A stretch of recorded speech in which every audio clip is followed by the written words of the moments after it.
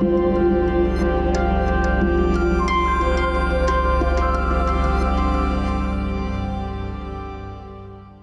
so I'm Tony Howard-Arias. I am the co-writer and game designer for Scarlet Hollow, which is a choice-driven horror visual novel that sits at the intersection of Twin Peaks, Gravity Falls, and Life is Strange.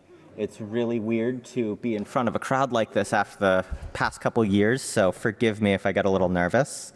And I'm here to talk about ways to think about player choice in your choice-driven narrative games in terms of both making it feel like the decisions in your game matter to your players and not burning yourself out or being unable to finish your project because of just like scope creep. So to do a bit of an overview, when you're working on a choice-driven game, it's always going to be a balancing act between maintaining your cohesive narrative, making sure your choices fall within the cohesive story you're trying to tell. The struggles of exponential scaling, so if you have too many major decisions, incredibly easy for that to just get out of hand and lead to an unfinishable project.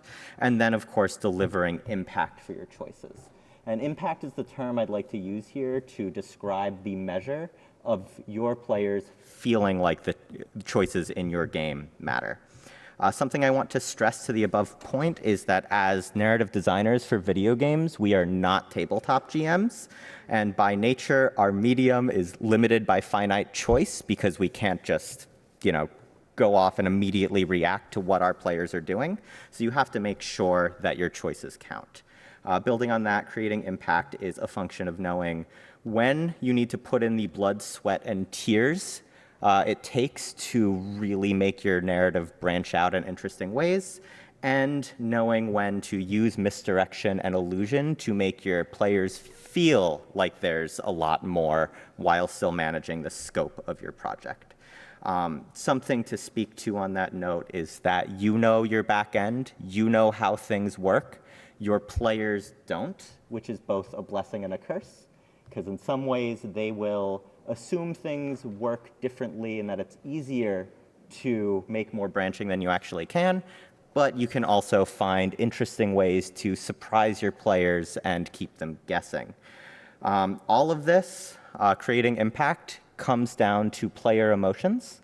At the end of the day, it doesn't matter if you have a massive fork at the beginning of your story that leads to 100,000 words of different content in either direction, because if people don't feel like that's the case, you haven't succeeded at your job.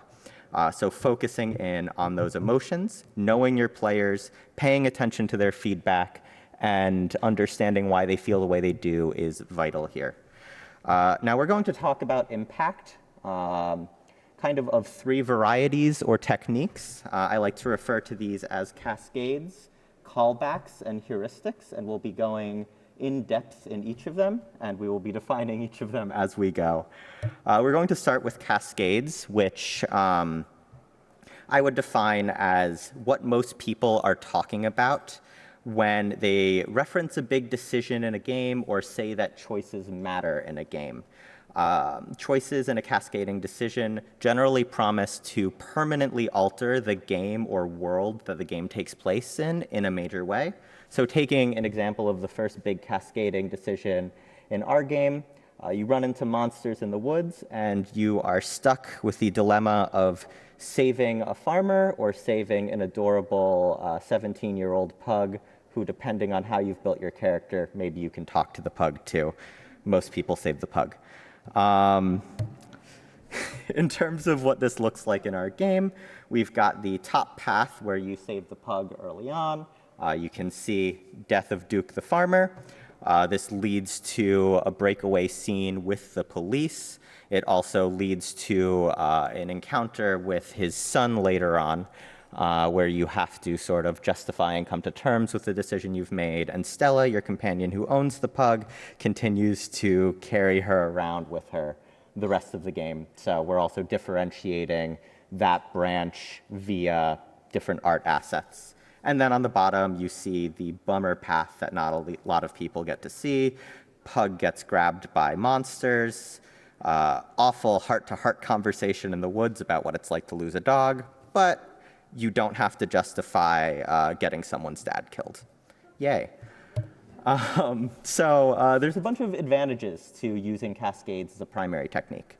The first is that they're pretty easy to set up. They are a situation with a limited number of choices. You should probably put a lot of care into what those choices are, but the setup is simple. They're also attention grabbing, they're memorable, and they're the sort of thing people talk about. People will talk about whether they saved the pug, and they will admonish the folks who did not save the pug online. And because they're limited in scope, you usually only need to keep track of a single flag.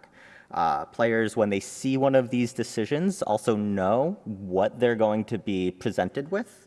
And if you actually pull it off, because these things are really hard to pull off, it's super impressive, and again, people will talk about it.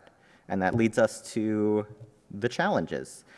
The first is a scaling issue. Impacts that deviate too far from each other present exponential scaling problems with your narrative, especially if you have multiple cascading decisions like back-to-back in one game. Players have also been burned by games that say choices matter, like many, many times before. It doesn't matter how well you handle it, because folks have been burned, some people will get mad at you. These decisions, because they're major turning points, are also very emotionally charged, and again, some people will get mad at you for that. There's also, getting back to the scaling challenges, there is a delicate line to walk between making your cascades feel important, giving them impact, and being able to finish your game. It's also easy to overpromise and underdeliver because, again, people are familiar with this and they're going to hold you to very high standards. And pulling it off is both extremely labor-intensive and subject to high levels of scrutiny because there are always going to be few cascading decisions and people are going to know what they are. That being said, we've got some tips and tricks for pulling them off too. The most important one is for any sort of major decision in your game, you want to think about how you can write it to be modular. And when I'm using the word modular here, I'm talking about making it so that bubbles of new content that come from that decision can slot into the main narrative. So you're not, instead of making, say, a tree or roots that expand forever, you're expanding a bit with new content, you're contracting to a common point, and you're expanding again. While you're doing this, it's important to think about what purpose these decisions serve for your narrative. In a lot of ways, they can flavor your player's experience with your game. This slide indicates another big cascading decision we have in episode 3 of our game. The premise of Scarlet Hollow is that you are coming to town for an aunt you've never met's funeral. You've been invited by your cousin, who's on the left there. She's a terrible person. She's really mean to you. And a major theme of the story is about what your relationship with her is. Do you try and build a bond? Do you brush her off? And in episode 3, we have this central set piece that's a ghost hunt, and there's a decision of, do you invite her along with you? If you do, you get to experience this ghost hunt with her at your side. If not, you get this other spooky guy on the, I guess it's the right for you guys, to follow you as well. This kind of comes back to a later point on this slide, which is you should always avoid making people feel like they're losing content when they make these decisions. One of the biggest impacts you can think of a cascading decision having is a character death. And if a character dies, you should make content about their death so it doesn't feel like people are min-maxing their playthrough to get as much content as possible.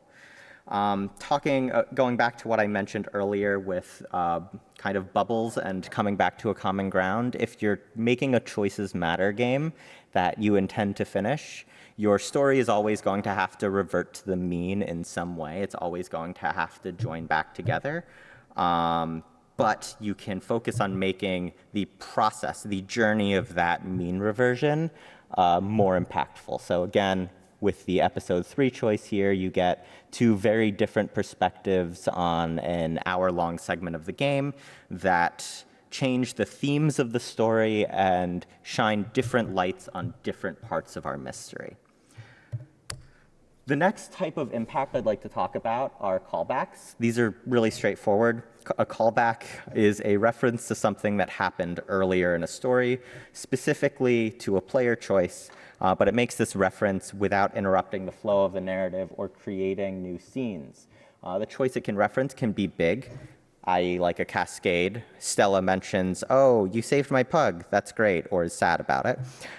Or it could be small. So the small example we have here is in episode 1, when your cousin tells you that she is a coal magnate, you can respond by saying #girlboss. And then in episode 3, she references the fact that you said #girlboss, if that's something that you said. You can track all of these things with Boolean flags. That's pretty much it. There's a lot of advantages to using callbacks. The first is that they are one and done, so adding more of them is just linear scaling over time. You don't have to worry about 5 callbacks taking 20 times the energy of 1. You just do them, it changes a line or 2 of dialogue, and you're done. Because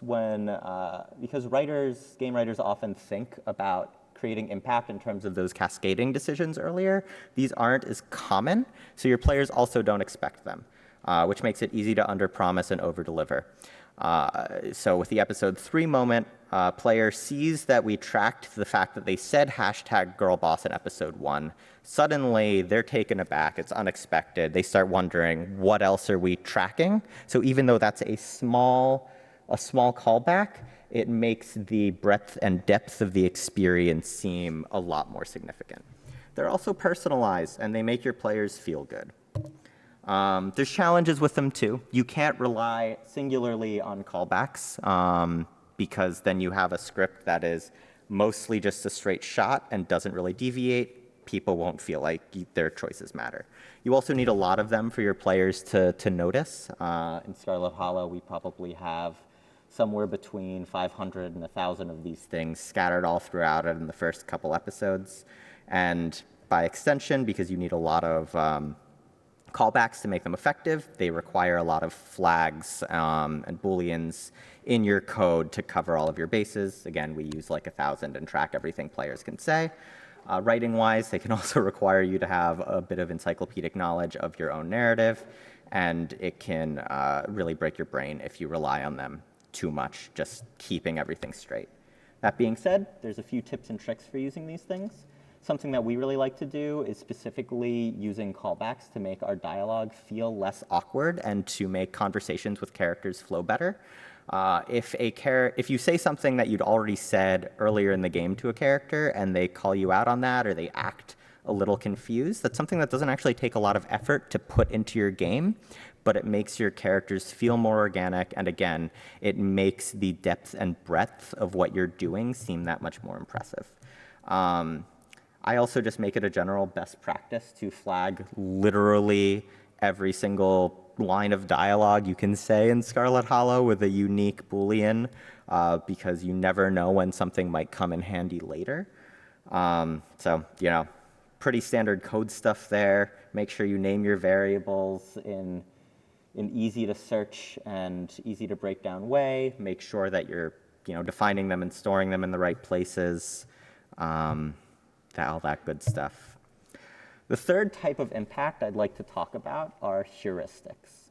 So if you've taken like an introductory psychology course, this term might ring a bell to you. A heuristic is essentially a problem-solving technique that relies on simplification to quickly arrive at something you might think is a good enough answer to a problem or question, often at the expense of accuracy.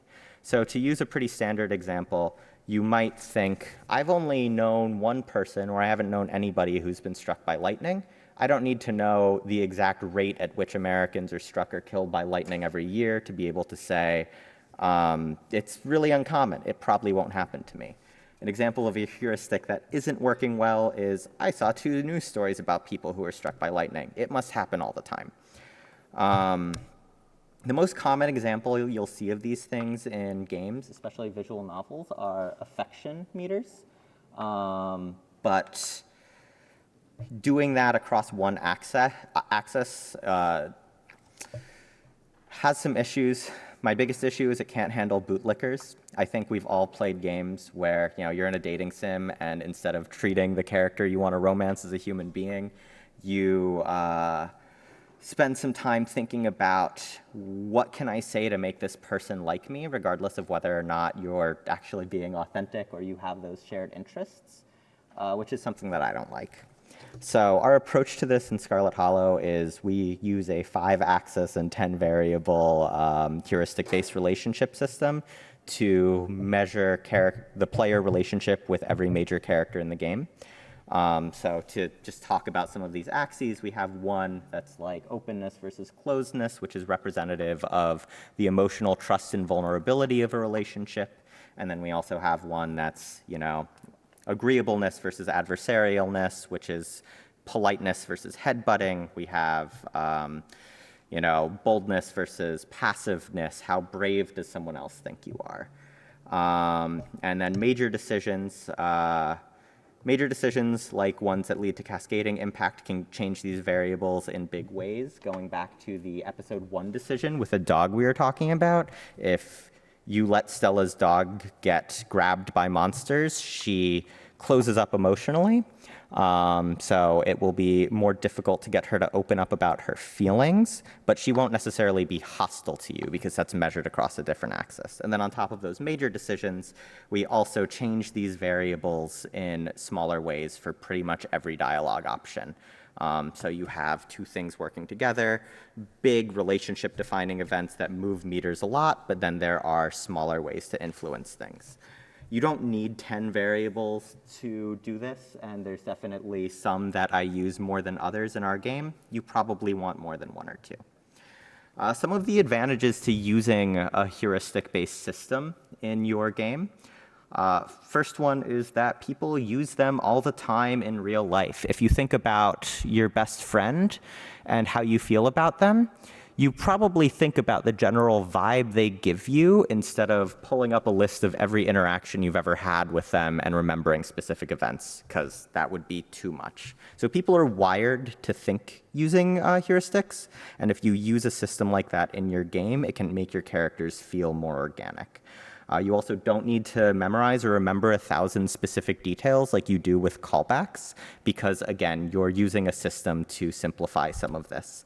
We have an example of how we call our system here where this character Kanika, she's kind of the Scully of the group, has a very different vibe depending on how brave she thinks you are, how emotionally vulnerable she is with you, as kind of the events of the story chip away at her disbelief in the supernatural.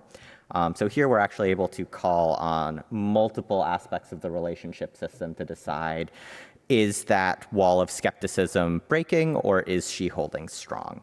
You can also use these, you can use heuristics to add flavor and nuance to both cascades and callbacks. So with Stella and her dog, if you're talking about what happened in the woods, she might have different things to say, different things she trusts you with, depending on how you've built that relationship. So within that major kind of cascading impact, you have all of these little smaller deviations that, again, make the ocean of your game feel a lot vaster.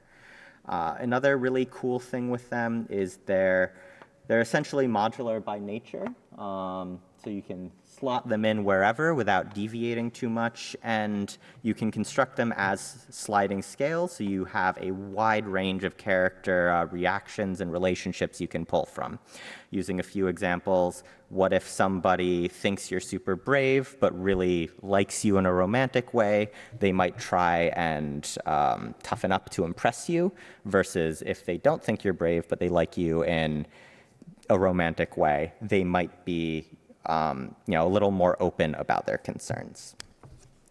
There's a bunch of challenges with these two. They're difficult to set up, so if you have hundreds of dialogue choices like we have, you need to think hundreds of times about how each of those choices impact another character and how they think about you. They also need cascades and callbacks to reach their full effectiveness. They're also only as good as your writers are. This is true of any kind of impact, especially in a game that's mostly writing, but it's much more pronounced here. because your writers in any given scene might need to keep 3 variations of how a character feels in mind and think about how those variations might flow into each other or change the flow of a scene. This can create a lot of extra complexity in your narrative, which is a good thing, but can make it harder to write.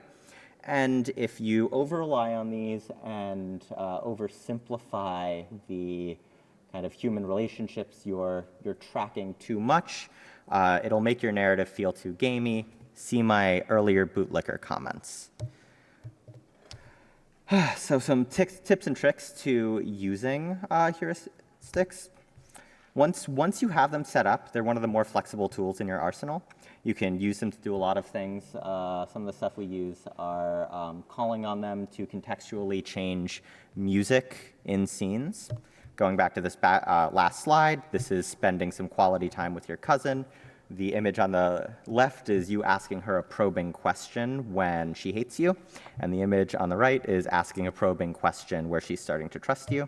So in that scene, if you're entering it with like a relationship that's warming up, we play, a soulful guitar track that kind of reflects on the way her thoughts about you are changing. Otherwise, it's her normal sort of plucky, tense strings music. We also use them all the time to just change sprites. Like, we call on these things a bunch to change dialogue and to change what information people are giving you. But the same line of dialogue with a different sprite, especially if you're not using voice acting, completely changes the way your players will read that line of dialogue. So pretty low effort there to change the flow of a scene and to make it feel more or less oppressive, warmer, colder, all of these other things. Mentioned this before, you can use them in conjunction with flag decisions to make them feel a lot more impactful. So if somebody lost a friend, how much are they willing to open up with you about it? How does your relationship with them change their perspective on the events that are happening to them? Another cool thing is you can use a heuristic-based system to change what options are available for big decisions that lead to cascades. So this image is from the end of episode 3. You're confronted with a ghost that your great-grandmother killed, who wants years of your life to kind of be able to move on to the next world. Normally, your options are to leave the ghost behind, where it can be a dangerous haunting that can hurt people, or to make this huge sacrifice. But if your cousin is with you and you have built that relationship in that right way, she'll stop you from stepping in and will take that burden upon herself. So that's a way to kind of take the accumulation of hundreds of decisions over the course of a 5 or 6 hour game and really make it add up to a new thing. More cool things. Yeah, saying it again, combine your heuristics with flags. You can also combine your heuristics with other heuristics. So we'll have a lot of checks that are based on, okay, one, what level of emotional openness does this character have with you? But then also, like, what are the other flavors there? With your cousin, a pretty common one is she'll start to warm up emotionally, but she'll still be combative because she's a combative person. So we'll look at both the information she's willing to share, but then the tone that she's willing to share it as well. Yeah, and then another really neat thing you can do too is you can use your existing heuristics data to alter the way that, new decisions affect those numbers. So going back to that hangout with your cousin doesn't respond well to people who are nice for the sake of being nice, and often kind of being overly nice harms the emotional bond you're forming with her. But once that bond's been strengthened, you being nice feels more genuine to her. So those other axes on the relationship chart will actually change based on what other data is already in the system. So you can create rubber banding effects. And again, this is a way to simulate real life. The same thing said by someone you can't stand versus said by your best friend is going to feel very different and going to impact those relationships in different ways. Just general takeaways from this. When we're making Scarlet Hollow, we make sure to use all 3 of those kind of perspectives on impact for how we shape our narrative, how we shape decisions, and how we shape relationships. It's so easy to focus on just doing one thing, but if you want players to really feel like the choices in your game matter, you have to come at it from like every single angle. It's not just enough to have a really effective cascade. They need to be caught off guard by a very meaningful callback. They need to be caught off guard by, I thought this playthrough was mostly the same in terms of major decisions, but actually it's different in terms of how characters are responding with me. When you're crafting these choices, it's important to remember that you're making a narrative game. You should be constantly asking yourself why your narrative benefits from interactivity, and you have to use the answers to those questions to guide your design process. It's easy to just throw 50 choices on a screen, but you have to think about what the choices you present your players will tell them, and tell your game about how they're engaging with your story. And the most important question of all is that throughout all of this, you should always be thinking about scale. What's the most important way that you can add just a little more impact to a choice or scene without breaking your back? Again, it is a balancing act, and it is very easy to get yourself stuck in a hole where you're never going to finish your game. That's the high level. Happy to take some questions. Once again, I'm Tony Howard-Arias. I'm one of the co-founders of Black Tabby Games. You can reach me at email at tony@blacktabbygames.com. You can follow me on Twitter at Tony Howard-Arias. I only lurk there. I don't really post. And then I post all the time on our studio account, which is at Black Tabby Games. So how do we move on to the Q&A part of things? There's microphones here. So if anyone has questions. Hello, quick question for you. Yeah. How do you think your players would respond to you exposing the heuristics during gameplay? Badly. We keep those hidden for a lot of reasons. One, I don't want people nitpicking about it. Two, we designed our heuristics the way we did specifically to avoid people gaming the system. So all of the kind of branching decisions in our game, all of the ways relationships can grow are written from this baseline kind of design, like core design rule that there isn't really a good or bad relationship. There isn't a good or bad answer to a major decision or dilemma. And if we provided heuristic data to people, they would just assume that wasn't the case, and it would break immersion. Hello, I have a question about planning and management. When you talk about all these heuristics, I just keep thinking about my experiences with it and saying, okay, at this point in the game, they could potentially have 6 love points or 4 love points, or when they get to this point, if they don't have enough love points, that decision won't give them the points. Mm-hmm. There's just so many different contingencies. How do you and your team possibly keep track of all of that and see all of the different pathways that the character can go? Yeah, so one of the main things that we did when we structured this is it was important to us to specifically have 2 variables for each of our axes. So we're able to look at it less in terms of raw points and more in terms of ratios, right? Like for openness versus closedness, or for love points versus not love points, what's the ratio of one to another? And that's something that you can standardize a bit more. And, if you're standardizing it, you don't have to plan as much. Right. Okay. Thank you. Yeah, of course. Thank you. I loved this. You talked about having 1,000 Booleans, that you're tagging every single line. Do you have any systems at your studio for naming all of your Booleans or your tags so that they are readable by other members of the team, or that you yourself 2 days later don't forget what it is that you wrote? I do my best with that. So we're a 2-person team, and I do all the coding. Generally, I try and name it with a convention along the lines of episode number, name of the scene, character name, and then a descriptor. And then when I'm defining these, I define them, in a central spot for that given scene. So if I remember at the very least, oh, I think you could say something along these lines in this scene, I can just click to that part of the script. Hi there. Hi. That talk was really, really great. Thank you. I'm a narrative designer for a game called Weird West, and I've been thinking a lot about player choices too, and I was curious if you could speak a little more to, I was thinking sort of the heuristics of the player's choices, like if they choose things that are more confrontational over time, are you giving them more confrontational choices, or do you have a sort of set number of archetypes for player choices for them to express themselves? Like, here's the brash choice, here's the honest. I was just curious in general how you think about player choice flavor.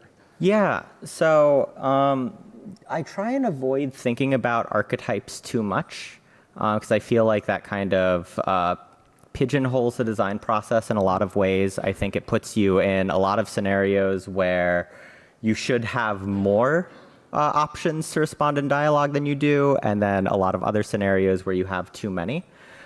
So I try and go on a case-by-case basis and just think about what are the range, if I say we're DMing this game instead of coding it, what's the range of player responses I could expect? And then I also watch too many people stream our game, so I use that to sort of broaden the perspective of what kind of choices people are consistently making. Yeah, and then I also I personally avoid using heuristics to block people out of saying specific things, and instead I'll let them say that, but then if they say something out of character, that's something that the other characters will comment on or maybe confront them with. Because again, I don't want to strip agency away. The closest thing we do to that is we use a trait-based role-playing system where you pick 2 out of 7 tags when you create a character, and those are sort of the more archetypal responses that you get.